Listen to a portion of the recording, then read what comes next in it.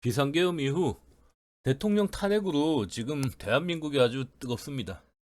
그런데 경제 쪽으로는 지금 악재가 너무 많아서 지금 얘기할 게 너무 많습니다. 주식시장은 다행히 뭐 주말 지나 탄핵 부결 이후 주말 지나서 월요일 날 한번 큰 폭으로 하락했다가 이제 하락폭은 이제 전부 만회돼 있는 상태라 주식은 그나마 다행인데 지금 환율이 걱정입니다. 환율이 지금 계속 오르고 있는데 지금 환율 방어를 위해서 상당한 자금을 지금 투입하고 있음에도 불구하고 환율이 지금 1440원대까지 올라왔거든요. 그런데 이렇게 환율이 올라가는 걸 지금 제어하지 못하면 추가로 금리 인상이 이제 불가피해지는 요런 이제 시점이 오게 됩니다. 그래서 오늘은 이 금리 인상에 대한 얘기를 좀 해보겠고, 그리고 이제 비상계엄에 대한 그 파급 효과나 이런 것들에 대해서 챗GPT에 한번 물어봤는데, 챗GPT는 어떤 대답을 했을지 궁금하신 분들은 영상 끝까지 보시기 바랍니다. 영상 시작 전에 앞서 좋아요와 구독 부탁드립니다. 최근 주가가 냉탕과 온탕을 오가는 동안 환율 움직임이 심상치 않습니다. 하나은행에서 고시하고 있는 지금 이제 환율인데 지금 그 계엄령 선포 직전에 1300원대 후반이었거든요. 이때 1390원 조금 넘었죠. 계엄 이후 12월 10일 날 됐을 때 1330원을 이제 넘었습니다. 환율이 이렇게 올라가고 있는 거 이거 되게 심각하거든요. 지금 우리나라가 1차 저지선을 1410원대로 보고 있습니다. 그러니까 요 1410원대를 이제 유지하기 위해서 사실 상당한 이제 그 외환 보유고나 이런 것들을 지금 소진시키고 있을 거거든요. 그럼에도 불구하고 지금 환율이 올라가고 있는 것이 이게 지금 큰 일입니다. 2024년 12월 3일 계엄령 선포, 그리고 그날 해제, 그리고 주말에 이제 탄핵 부결되기까지 과정을 거치면서 대한민국이 전 세계에서 가장 위험하고 불안한 나라가 되었습니다. 하루아침에 지금 선진국 대열에서 불안한 이제 나라가 된 거죠. 아직은 내란 수계가 대통령으로 남아 있어서 투자자들이 악재보다 싫어한다는 불확실성이 가장 높은 상태입니다. 지금도 이제 정치권에서는 남아있는 대통령의 권한으로 어떤 일을 저지를지 모르기 때문에 빨리 탄핵을 시켜야 된다는데, 지금 여당에서는 계속해서 이제 탄핵에 동의하지 않고 있죠. 아마 이번 주 어떤 결과가 날지 모르겠는데 예상에는 통과가 되지 않을까 싶은데, 이 지금 대통령이 탄핵되지 않고 저 자리에 머무르고 있으면은 국가의 불안정성이 커지면서 우리나라가 이제 여러 가지 어려움을 겪게 될 것 같습니다. 일단은 지금 환율이 올라간다는 건 원화 가치가 지금 떨어진다는 의미입니다. 우리나라 원화 가치는 지속적으로 지금 하락하고 있는 거죠. 그러니까 환율이 올라간다는 의미는 원화 가치가 떨어진다는 의미를 하고 똑같다고 받아들이시면 됩니다. 계엄 선포 이전에 1395원에서 일주일이 지난 현재 1435원까지 환율이 이제 인상되어 있습니다. 환율은 뭐 여행을 가거나 원자재를 수입하는 업체가 아니라면 올라도 사실 체감하기까지는 시차가 좀 있습니다. 하지만 당장 전량 수입에 의존해야 하는 원유 같은 경우만 해도 비싸게 사야 하기 때문에 주유소 기름값이 아마 당분간 계속 올라가게 될 겁니다. 순차적으로 뭐 전량 수입에 의존하고 있는 밀, 그리고 뭐 대두 같은 경우에도 대부분 수입에 의존하고 있죠. 대두, 이런 이제 식량을 비롯해서 제조에 필요한 각종 원자재들까지 모두 원화가 떨어진 만큼 비싸지게 됩니다.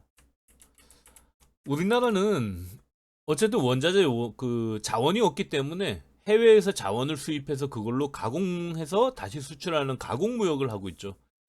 이런 가공무역을 하고 있는 우리나라 입장에서는 사실 환율이 오르면은 수출하는 업체 입장에서는 원자재 값이 오른 만큼 수출 가격도 오르니까 이제 그 큰 피해가 없게 되겠지만은, 수입을 해서 국내에 이제 판매하는 내수 위주의 이제 기업들한테는 아주 대형 악재입니다.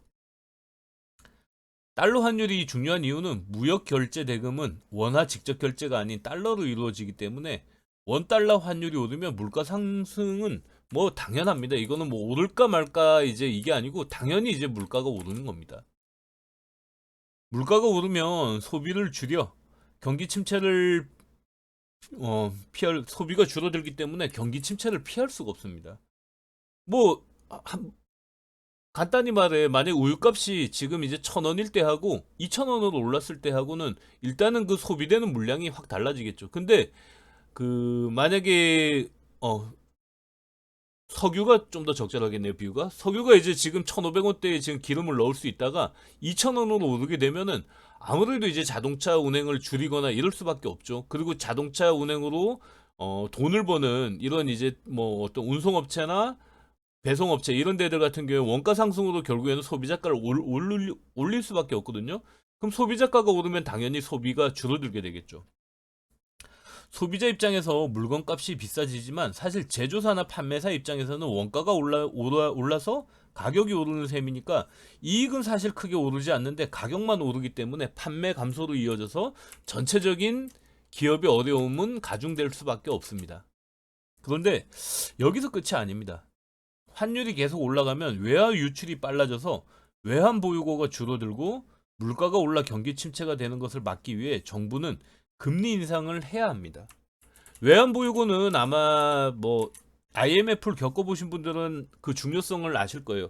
외환 보유고는 국가가 보유하고 있는 지금 달러라고 생각하시면 됩니다. 그러니까 우리가 이제 뭐 석유나 아니면 이제 어떤 무역에 지급하는 이런 대금들을 뭐 달러로 지금 지급하고 있는데 이런 이제 결제 대금 그러니까 국제 결제 대금이 이제 외환 보유고가 줄어들면은 IMF가 다시 올 수 있거든요. 왜냐하면 외국에 이제 결제해야 될 그 달러가 없으면은 결제를 못 하니까 당연히 국가 부도의 위기가 오게 되고 국가 부도의 위기를 막기 위해서는 IMF나 이런 국제 금융의 이제 힘을 빌릴 수밖에 없는 이런 사태가 벌어질 수밖에 없는 겁니다.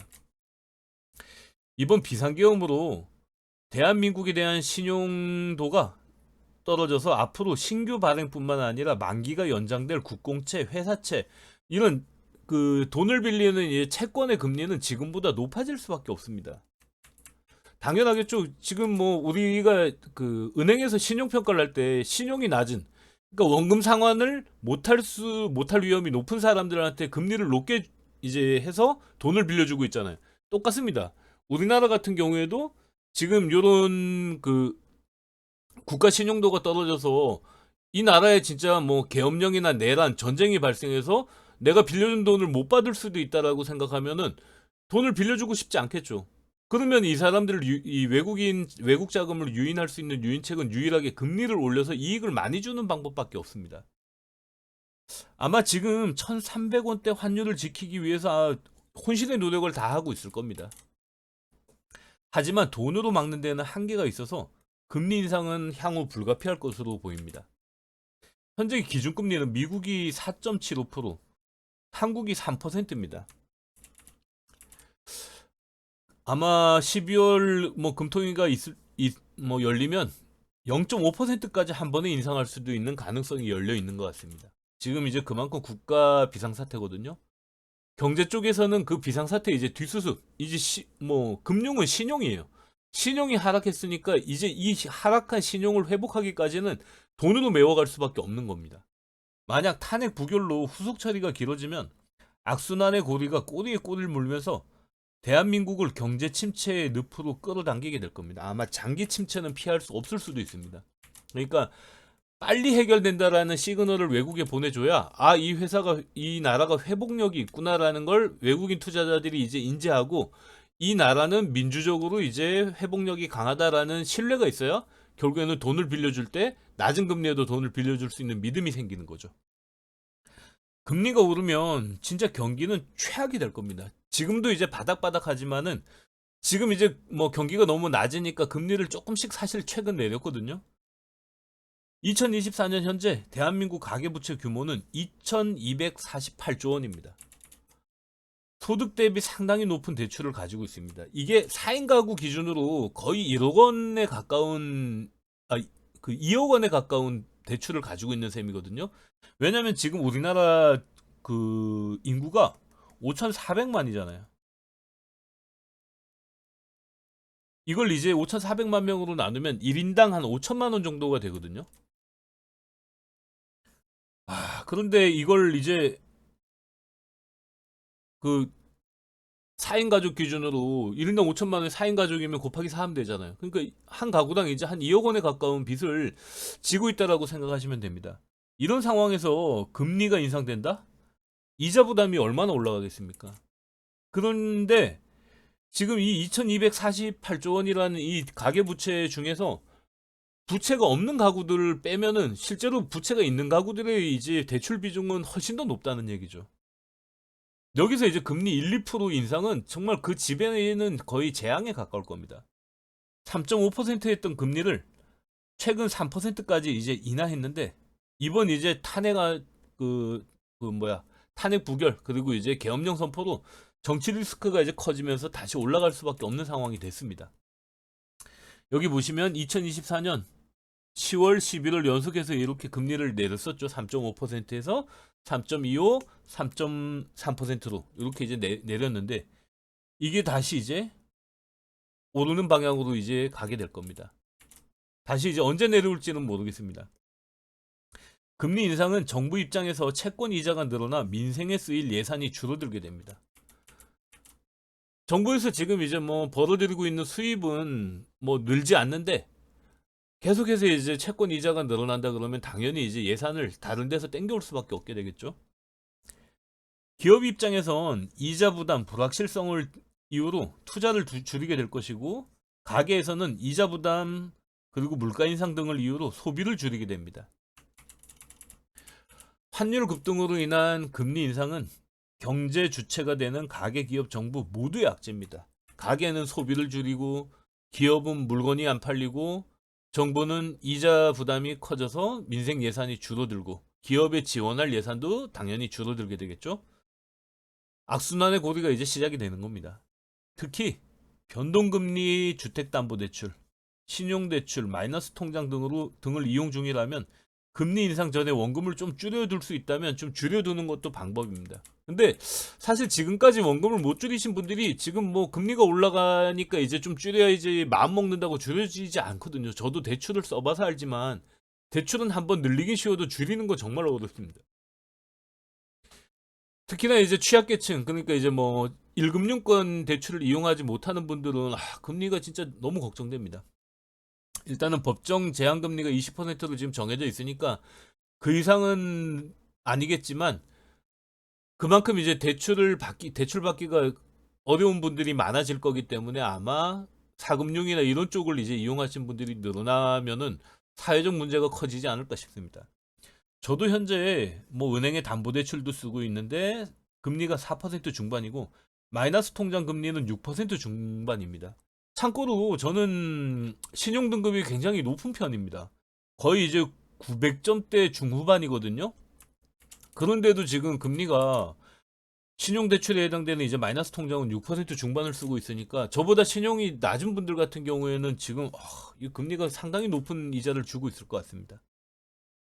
여기서 더 오르면 이만저만 부담스러운 게 아닙니다. 뭐 이자는 말 그대로 뭐 써보지도 못하고 그냥 은행에 꼬박꼬박 내는 월세가 올라간다 생각하면 되는 거니까 이게 좀 부담이 크겠어요. 답답한 마음에 챗 GPT에게 대한민국 비상계엄 선포 및 해제 후 탄핵이 탄핵 부결로 경제에 미치는 영향과 파급 효과 그리고 그 기간에 대해서 이제 한번 물어봤습니다. 대통령 탄핵 부결 및 그에 따른 정치적 혼란은 대한민국 경제에 단기적으로 부정적인 영향을 미치며 금융시장, 소비심리, 외국인 투자 등에 파급 효과를 미칩니다. 이러한 영향은 정치적 안정성과 신뢰회복 속도에 따라 단기에서 장기까지 다양하게 지속될 수 있습니다. 이렇게 이제 정리하고 있었습니다. 단기적 영향으로는 금융시장의 변동성이 확대, 환율 급등, 계엄령 선포 직후 원달러 환율이 급등하며 원화 가치가 하락, 주가 하락, 정치적 불확실성으로 인해 외국인 투자자 이탈과 함께 코스피 지수가 하락, 계엄령 해제 후에도 탄핵 부결로 인한 정치적 혼란이 지속되며 주가 회복 지연 가능성, 소비 및 투자 위축, 소비 심리 악화, 시민들의 불안정한 심리로 인해 소비 지출이 감소, 기업 투자 보류, 정치적 불확실성이 해소되지 않아 기업들이 신규 투자 결정을 유보. 국제 신뢰도 하락. 글로벌 신용평가기관이 대한민국의 정치 리스크를 반영해 신용등급 하향 조정 가능성. 매우 클 것 같죠? 외국인 직접 투자 감소 우려. 뭐 리스크가 커지면 당연히 투자 감소는 뭐 불을 보듯 뻔합니다. 중기적 영향. 경제 성장 둔화. 정치적 불안정성으로 인해 경제 활동이 위축되며 GDP 성장률 하락 가능성.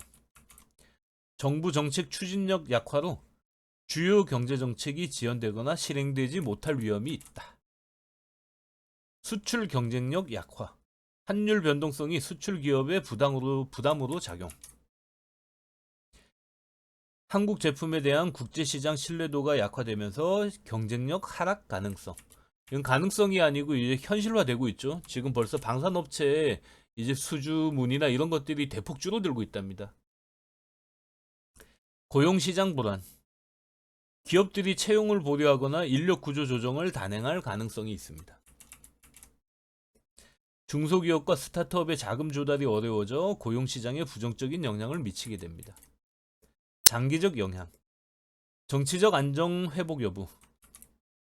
정치 체계가 안정화되지 않으면 장기적으로 외국인 투자 감소와 경제 구조 악화로 이어질 수 있습니다. 반대로 정치적 안정이 회복되면 경제 심리가 개선되고 투자 환경이 정상화될 가능성이 있습니다. 빨리 회복시켜야겠죠? 국제 협력 및 무역에의 영향.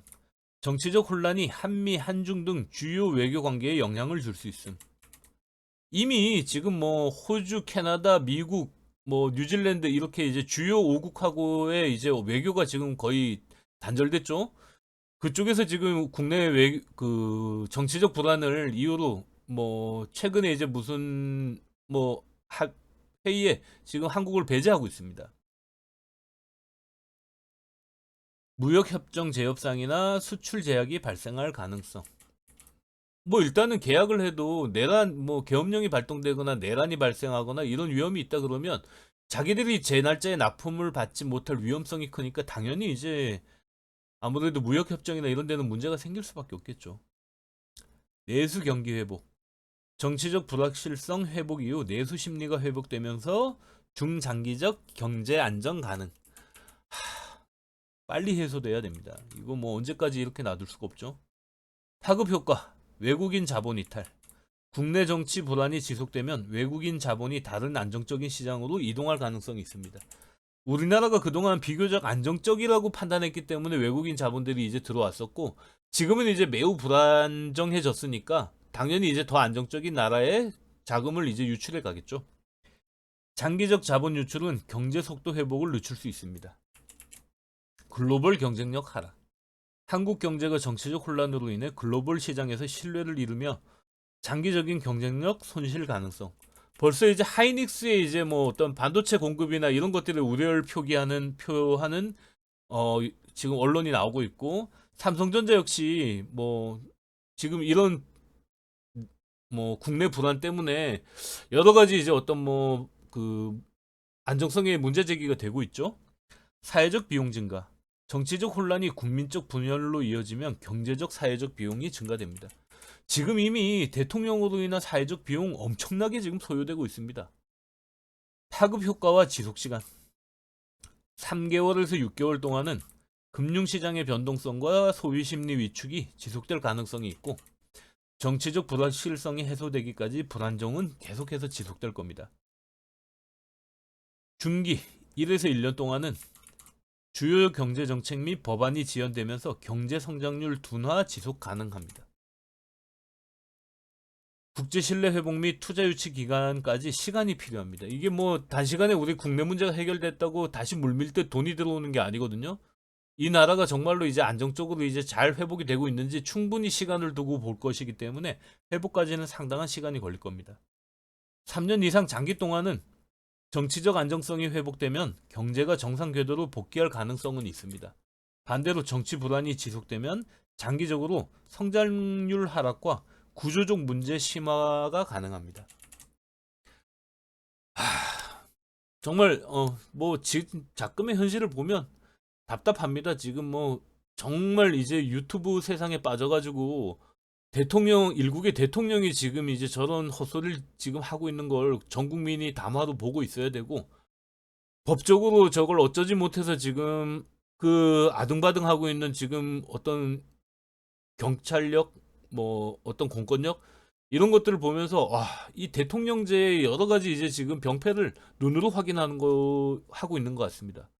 어쨌든 이번 영상에서는 지금 환율 급등 이후 반드시 이제 따라오게 될 이제 후속 효과는 금리 인상.